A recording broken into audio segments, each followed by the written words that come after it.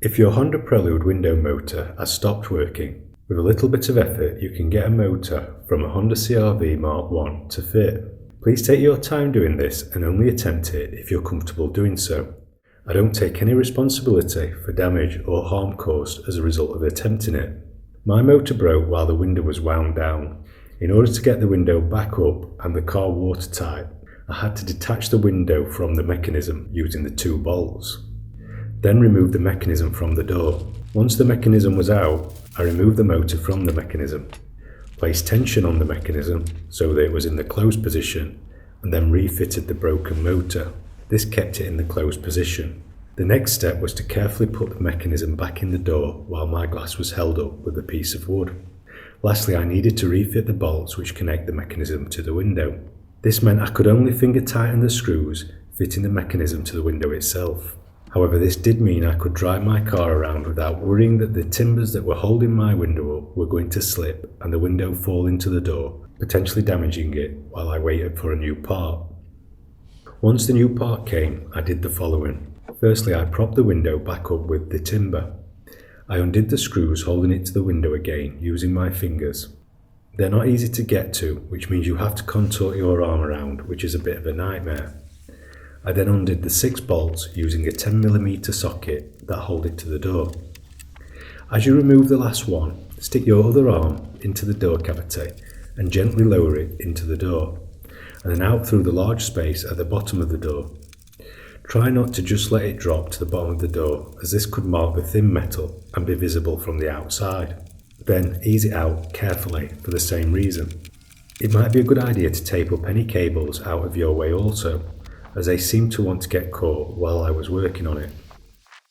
Once it's out, I then removed the motor from the old mechanism by using the 3 8mm bolts, and did the same to the new CR-V mechanism. Try not to lose these bolts in the grass like I did. Be careful when doing this, as the mechanism has tension, so will jump into a different position, potentially giving you a wag or trapping a finger. The motor itself has extra bolt holes on it, which prevent it from fitting the Prelude mechanism easily. So I used a rotary tool to remove these plastic parts. Be careful you don't cut into the motor housing doing this. Don't forget, you can always take more off afterwards, but it will be very difficult to put it back on. In the end, I bottled going all the way and went old school with the junior hacksaw, which took a bit longer but worked out in the end. I then gently went around tidying up bits that stuck out or had melted slightly with the heat. As you can see, the wiring connection is exactly the same as the Prelude window motor. However, the bolt holes which hold the motor in place on the mechanism don't exactly match up, so you need to enlarge the 2 nearest holes. I did this carefully using a drill, checking at regular points to see if I'd gone far enough or needed to go further. I used a Sharpie permanent marker to mark the areas that needed expanding. At this point, I positioned the mechanism teeth into the closed position. It's a lot easier if you've got someone to help you with this bit, so I called in a favour with my glamorous assistant, who happens to be my wife. She did manage to get her head in the way of the camera a couple of times, but I'll let her off for that. You can see from the markings along the teeth where it sat fully closed. I attached the 2 bolts that I'd enlarged the holes for, then using a drill I drilled a new one for the 3rd fixing hole.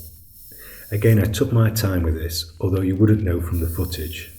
What I didn't capture is that I started on the other side going through the hole on the motor before flipping it over and enlarging it to the right size. I've used a bolt to hold this into place, even though it actually gripped when screwing the bolt into the newly drilled hole. It was that tight. Despite this, I stuck a nut on the end with washers on both sides. Afterwards, I trimmed the excess off using a rotary tool so that there wasn't anything stuck to catch my hands and arms on or to scratch the glass.